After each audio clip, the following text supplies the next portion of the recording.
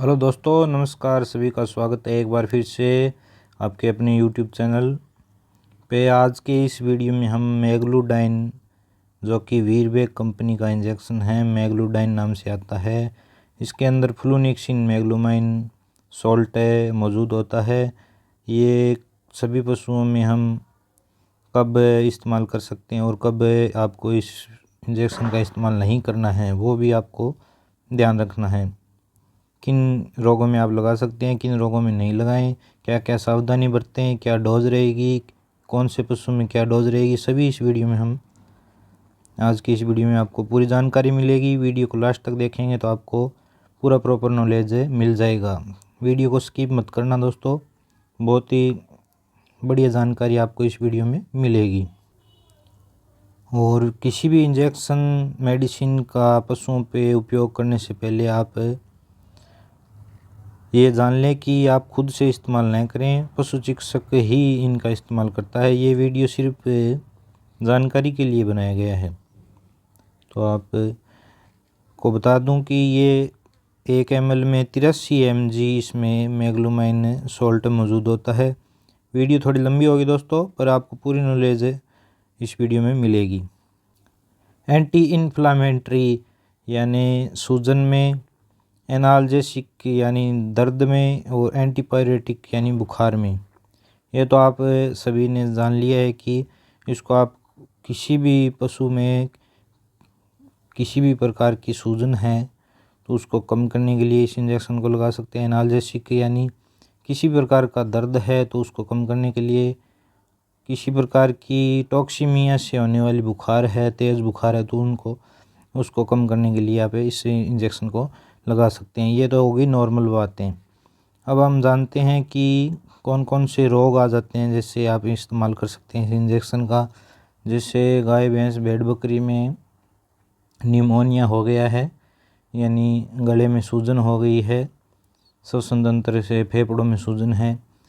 Pneumonia में आप इस इंजेक्शन का इस्तेमाल कर सकते हैं। और किसी प्रकार की बैक्टीरियल इन्फेक्शन के साथ, टॉक्सीमिया के साथ पशु को तेज़ बुखार आ गई है तो इस स्थिति में आप लगा सकते हैं। या कई बार हम बछड़ों का सींग रोदन करवाते हैं, तो सींग रोदन करवाने के बाद उस दर्द को कम करने के लिए हम इस इंजेक्शन का इस्तेमाल कर सकते हैं। कई बार बछड़ों का बंधियाकरण करवाते हैं, और बंधियाकरण करवाने के बाद जो भी सूजन और दर्द है उसको कम करने के लिए इस इंजेक्शन का इस्तेमाल किया जाता है। और गाय, भैंस, भेड़, बकरी, सूअर, ऊँटनी, ये इन सभी पशुओं में गर्भाशय में किसी भी प्रकार की कोई दिक्कत है, जैसे गर्भाशय में सूजन आ गई है, पशु मवाद डालता है, कई बार बैठने पर पशु सफ़ेद रंग का या पीलेपन और या खून, किसी प्रकार का मवाद पशु अगर डाल रहा है, यानी तो उसके गर्भाशय में सूजन है, मवाद भर गई है, पस भर गई है, उसकी वेजाइना में सूजन है, वल्वा में सूजन है, तो इन सभी कंडीशन में आप इस इंजेक्शन का इस्तेमाल कर सकते हैं। कई बार हम देखते हैं जहर निकलवाते हैं तब गर्भाशय में सूजन आ जाती है, या अन्य किसी प्रकार की गर्भाशय के अंदर, पशु के बच्चेदानी के अंदर किसी प्रकार की चोट लग गई है, मवाद भर गया है, तो इन सभी स्थिति में आप इस इंजेक्शन का इस्तेमाल उस दर्द से, सूजन से राहत दिलाने के लिए पशु के कर सकते हैं। और जो भी थनैला रोग में, जो अडर में, लेवटी में सूजन आ जाती है, थनों में सूजन आ जाती है, तो उस सूजन को कम करने के लिए भी इस इंजेक्शन का इस्तेमाल किया जाता है। अब बात करते हैं घोड़ों में। घोड़ों में जो भी पशु के हड्डियों संबंधित दर्द है या जोड़ों संबंधित, मांसपेशियों संबंधित जो भी दर्द होता है घोड़े के, तो उसको कम करने के लिए इंजेक्शन को आप लगा सकते हैं। और कई बार घोड़े में पेट दर्द हो जाता है, कोलिक हो जाता है, तो इस स्थिति में आप इस इंजेक्शन को लगा सकते हैं। और डॉग में, कुत्ते में आप इस इंजेक्शन को किसी भी प्रकार का आप कुत्ते में ऑपरेशन करवाते हैं तो उसके बाद इस इंजेक्शन को दर्द और सूजन को कम करने के लिए लगा सकते हैं। किसी प्रकार की मांसपेशियों में दर्द है, मस्कुलोस्केलेटल दर्द होता है जो भी हड्डियों संबंधित और मांसपेशी संबंधित, तो उस दर्द को कम करने के लिए आप इसको इंजेक्शन को डॉग में, कुत्ते में लगा सकते हैं। और डॉग में, कुत्ते में जो भी बुखार आती है, तेज़ बुखार, तो उसको कम करने के लिए, उतारने के लिए भी इस इंजेक्शन को आप लगा सकते हैं। ये तो सभी बातें मैंने किन किन परिस्थितियों में लगा सकते हैं। और अब बात करते हैं आप इस इंजेक्शन को लगाते वक्त कौन कौन सी जो पशु के रोग हैं उनको देखना है, उनमें बिल्कुल भी ये इस्तेमाल नहीं करना है। जैसे सभी पशुओं में आप देखते हैं कि किसी भी प्रकार की जो पानी की कमी है पशु के शरीर के अंदर, आपको लग रहा है कि ये पशु के डिहाइड्रेशन है, तो उस स्थिति में आप इस इंजेक्शन का इस्तेमाल नहीं करें। डिहाइड्रेशन यानी पानी की पशु के शरीर के खून के अंदर कमी आ जाती है कई बार लंबे समय तक बीमार रहने के बाद, तो इस स्थिति में आप इस इंजेक्शन का इस्तेमाल नहीं करें। और किसी भी प्रकार का पशु के शरीर से खून आ रहा है, ब्लीडिंग हो रही है, यानी गर्भाशय से ब्लीडिंग हो रही है, बच्चेदानी से ब्लीडिंग हो रही है, अन्य किसी भी प्रकार की ब्लीडिंग हो रही है, तो इस स्थिति में आप इस इंजेक्शन का इस्तेमाल करने से बचें या नहीं लगाना है आपको।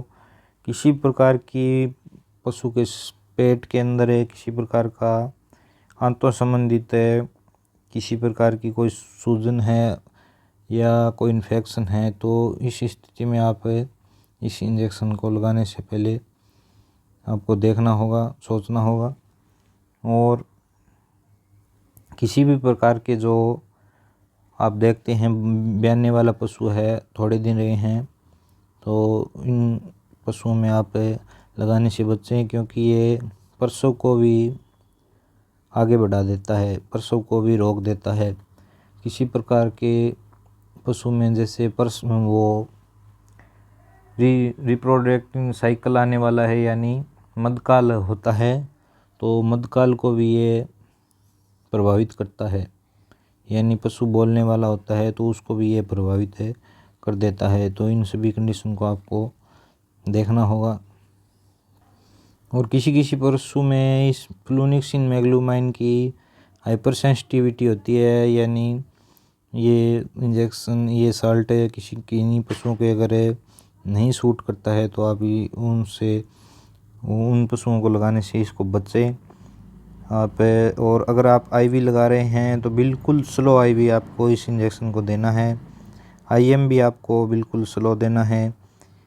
और ये इंजेक्शन लगाने के बाद आप 24 घंटे बाद ही दोबारा लगाएं। 24 घंटे के अंदर किसी भी प्रकार का दूसरा नॉन स्टेरॉयडल इंजेक्शन है वो काम में न लें। इस इंजेक्शन के साथ आप कोई भी अन्य मेडिसिन लगा रहे हैं तो उनका आपको पूरा प्रॉपर नॉलेज होना चाहिए, तभी आप इसको लगाएं। और ये इंजेक्शन किसी भी कॉम्बिनेशन में न लगाएं, मिलाकर न लगाएं। और 24 घंटे के अंदर किसी भी प्रकार का दूसरी जो आप मेडिसिन दे रहे हैं तो उसको भी आपको ध्यान में रखना है, नहीं देनी है। नॉन स्टेरॉयडल दूसरा सॉल्ट इस्तेमाल नहीं करना है। फ्लूनिक्सिन भी आप पशु की कंडीशन के हिसाब से ही आपको दोबारा रिपीट करना है। वो डॉक्टर तय करेंगे, पशु की कंडीशन देखेंगे, उसके बाद ही डॉक्टर तय करते हैं। और किसी भी प्रकार की जो तापमान है, पशु के तापमान पे ही इस इंजेक्शन को लगाना है। जो पशु का तापमान होता है उस तापमान पे करके ही इस इंजेक्शन को लगाया जाता है। और किडनी से संबंधित किसी प्रकार की पशु में कोई समस्या है तो उन पशुओं में आप इस इंजेक्शन को लगाने से बिल्कुल बचें। और किसी प्रकार की हाइपर सेंसिटिविटी है तो आप अगर उस इंजेक्शन को आप लगाते हैं तो धीरे धीरे लगाएंगे, तो किसी भी प्रकार की कोई रिएक्शन हो रही है पशु की तो आप तुरंत उसको लगाना बंद कर देंगे और जो एलर्जी का इलाज है वो शुरू करना पड़ेगा।